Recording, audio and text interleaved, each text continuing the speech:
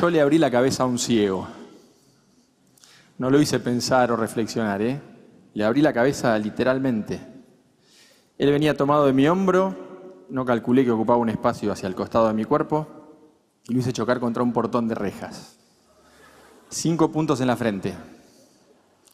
Me sentí en ese momento el peor profesor del mundo. La verdad no sabía cómo pedirle perdón. Por suerte el Pulga era de esas personas, o es de esas personas que se toman las cosas bastante bien, y es el día de hoy que sigue diciendo que yo fui el entrenador que dejó la marca más importante en su carrera. La verdad que cuando entré a trabajar al Instituto para Ciegos, me sorprendí de un montón de cosas. Un montón de cosas que ellos hacían y yo no imaginaba que podían hacer. Hacían natación, atletismo, jugaban al truco, tomaban mate, se los cebaban ellos y no se quemaban. Pero cuando vi que jugaban al fútbol, me pareció increíble. Tenían una cancha de tierra con 2 arcos oxidados y redes rotas, y los ciegos que iban al instituto armaban su partidito de fútbol, igual que el que hacía yo en el potrero de la esquina de casa. Pero ahí se juega sin ver. La pelota tenía un sonido para que puedan localizarla. Había un guía que ponían atrás del arco rival para saber a dónde tenían que patear. Y se ponían un antifaz. Había algunos chicos que tenían un resto de visión y para que estén todos igual, usaban ese antifaz. Cuando entré un poquito en confianza con ellos, me animé a pedirles un antifaz, me lo puse y traté de jugar. Había jugado al fútbol toda mi vida. Me pareció más increíble todavía. A los 2 segundos ya no sabía dónde estaba parado. En realidad yo había estudiado educación física porque me encantaba el alto rendimiento. Había entrado a trabajar ahí de casualidad. Mi otro trabajo era con la selección argentina de remo y sentía que eso era lo mío. Acá me costaba todo el doble. No me voy a olvidar nunca el primer día que quise hacer la entrada en calor del equipo y los puse frente a mí, tenía toda la experiencia de la selección de remo y les dije, bueno, ahora todo el mundo abajo, hice esto.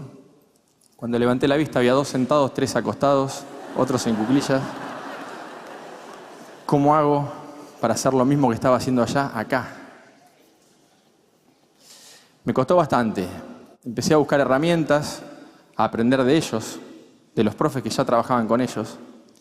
Aprendí que no podía explicar una jugada en un pizarrón como hace un técnico, pero sí podía usar una bandeja de plástico con tapitas para que me interpreten a través del tacto.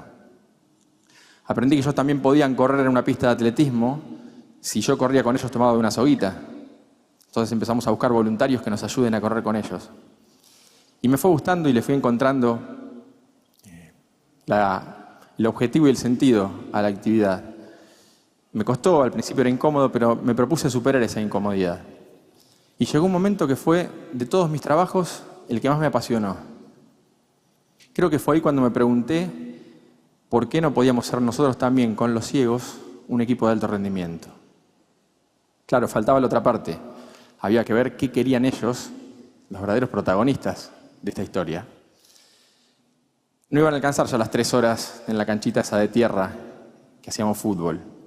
Había que entrenar de otra forma. Empezamos a exigir y la respuesta fue magnífica. Pedían más. Entendí que ellos también se estaban preguntando por qué no podían ser de alto rendimiento. Cuando nos sentimos preparados, fuimos a golpear las puertas del CENAR, el Centro Nacional de Alto Rendimiento que tenemos aquí en este país. Nos costó bastante que nos abran, pero nos costó bastante más que los otros deportistas que ya entrenaban ahí nos consideren pares. En realidad nos prestaban la cancha solamente cuando ningún otro equipo la usaba y éramos los cieguitos. No sabían todos qué hacíamos ahí adentro. El Mundial 2006 fue una bisagra en la historia del equipo. Era la primera vez que se hacía en Buenos Aires y era nuestra oportunidad de mostrarle a los nuestros lo que veníamos haciendo hace un tiempo. Llegamos a la final, veníamos creciendo como equipo y en la final del otro lado estaba Brasil. Había sido el mejor equipo del torneo. Ganaba todos los partidos por goleada. Casi nadie confiaba en que nosotros podríamos ganar ese partido. Casi nadie menos nosotros. En la concentración, en el vestuario, en cada entrenamiento, había olor a campeón. Le juro que ese olor existe. Yo lo sentí varias veces con el equipo, pero recuerdo particularmente el día anterior a jugar esa final. La Asociación del Fútbol Argentino nos había abierto las puertas y estábamos concentrados en AFA, donde concentraba Perón, Higuaín, Messi. Para nosotros era sentirnos una selección de verdad por primera vez. En la charla técnica el día anterior, 7:30 de la tarde, estábamos en el salón y un mozo golpea la puerta, interrumpiendo la charla, para proponernos ir a una iglesia. Nos vino a invitar a ir a una iglesia. Yo trato de disuadirlo diciéndole que no era el mejor momento, que lo dejemos para otro día. Y él insiste diciéndome que por favor los deje llevar a los chicos a la iglesia porque ese día iba un pastor que hacía milagros. Le pregunté con un poquito de miedo a qué milagro se refería y muy suelto me dijo: profe, déjeme llevar al equipo a la iglesia que cuando volvemos estoy seguro que la mitad ve.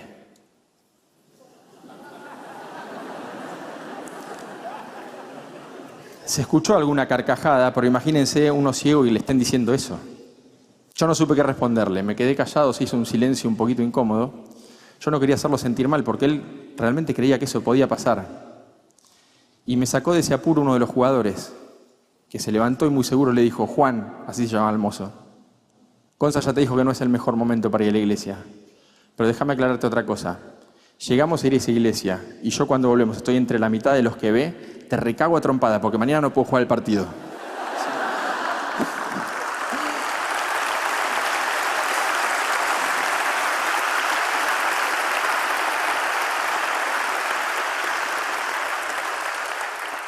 Juan se fue riéndose y algo resignado. Seguimos con la charla técnica. Y esa noche cuando me fui a dormir, empecé a soñar en mi cabeza el partido del día siguiente, a imaginar qué podía pasar, cómo íbamos a jugar. Y ahí es donde sentí ese olor a campeón que les dije hace un ratito. Porque en ese momento yo sentí que si el resto de los jugadores tenían las mismas ganas que Diego de jugar ese partido, no podíamos no ser campeones. El día siguiente iba a ser maravilloso. Nos levantamos a las 9 de la mañana, el partido era a las 7 de la tarde y nosotros ya queríamos ir a jugar. Salimos de AFA y en el micro, que estaba lleno de banderas que la gente nos había regalado, veníamos charlando sobre el partido y escuchábamos bocinazos y gritos de gente que nos decía: vamos murciélagos, hoy es el último día, último esfuerzo. Los chicos me preguntaban: ¿nos conocen? ¿Saben que jugamos? Había gente que iba al cenar siguiendo el micro. Llegamos y nos encontramos con un marco increíble y en el trayecto del vestuario hacia la cancha yo venía caminando con Silvio tomado de mi hombro, guiándolo. Por suerte no había ningún portón de rejas en el camino. Y cuando llegamos a la cancha, él me preguntaba todo, no se quería perder ni un detalle. Entonces me decía: contame qué ves, contame quién está tocando esos bombos. Y yo trataba de explicarle lo más detalladamente posible qué pasaba. Entonces le decía: mirá, están las tribunas llenas, se quedó un montón de gente afuera, hay globos celestes y blancos por toda la cancha, están abriendo una bandera gigante de Argentina que ocupa toda la tribuna.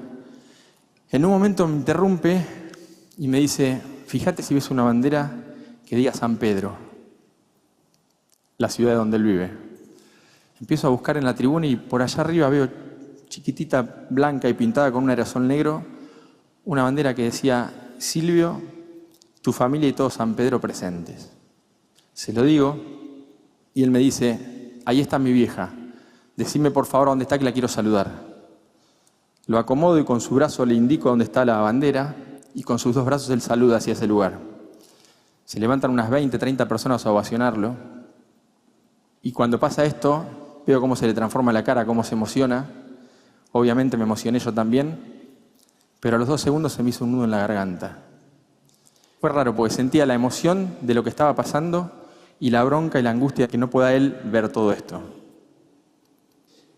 Unos días después, cuando lo charlé con él y le conté lo que me había pasado, él me tranquilizó porque me dijo: Gonza, quédate tranquilo, yo los vi. De otra forma, pero te juro que los vi a todos. Empezó el partido, no nos podíamos quebrar, era la final. La gente tenía que estar así como ahora, en silencio, porque en el fútbol de ciegos el público tiene que hacer este silencio para que escuchen la pelota. y había que alentar solamente cuando el partido estaba detenido. Eso sí, faltando 8 minutos para el final, gritaron todo lo que no habían gritado en 32. Desde el alma, cuando el chueco Silvio la clavó en el ángulo, gritaron ese gol de una forma increíble. Si hoy van al cenar, si pasan por la puerta, van a ver un cartel enorme con la foto de los murciélagos. Son una selección modelo del país, todos saben quiénes son en el cenar. Y después de haber ganado 2 campeonatos del mundo y 2 medallas paralímpicas, nadie duda que son de alto rendimiento.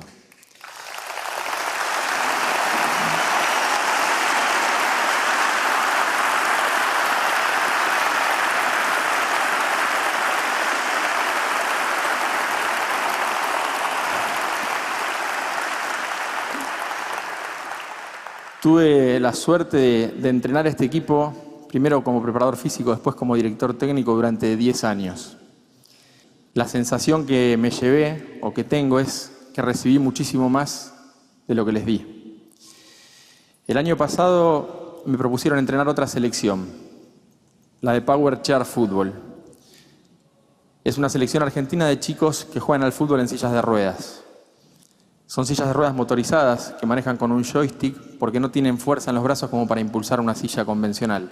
Le ponen como un paragolpes, como una defensa a la silla que además de proteger sus pies, les permite patear la pelota. Es la primera vez que ellos dejan de ser espectadores para ser protagonistas. Es la primera vez que sus papás, sus amigos, sus hermanos los pueden ir a ver jugar a ellos. Para mí es un nuevo desafío. De vuelta a la incomodidad, la inseguridad, los miedos de cuando empecé con los ciegos. Sí lo enfrento con más experiencia. Creo que por eso desde el primer día los trato como deportistas dentro de la cancha y tratando de ponerme en el lugar de ellos afuera, sin ningún prejuicio, porque como se los trata naturalmente es como mejor se sienten. Los 2 equipos juegan al fútbol, era algo impensado para ellos. Tuvieron que adaptar las reglas para poder hacerlo, ¿sí? Y rompieron los 2 equipos con una misma regla, precisamente la que decía que ellos no podían jugar al fútbol. Cuando uno los ve jugar, no ve discapacidad, ve competencia. El problema es cuando termina ese partido y dejan la cancha y salen a jugar nuestro partido. En una sociedad que establece reglas que los tienen muy poco en cuenta y que no los cuidan. Yo aprendí del deporte que la discapacidad depende en gran medida de las reglas de juego. Por eso creo que si cambiamos algunas de las reglas de nuestro partido, les podemos hacer la vida un poco más fácil a ellos. Todos sabemos que existen personas con discapacidad, las vemos a diario, pero tal vez al no tener un contacto directo con ellas, no somos conscientes de la problemática que enfrentan día a día. Lo que les cuesta subir a un colectivo, conseguir un trabajo, bajar a un subte, cruzar una calle. Es cierto que hay una mayor responsabilidad social en cuanto respecto de la inclusión de las personas con discapacidad.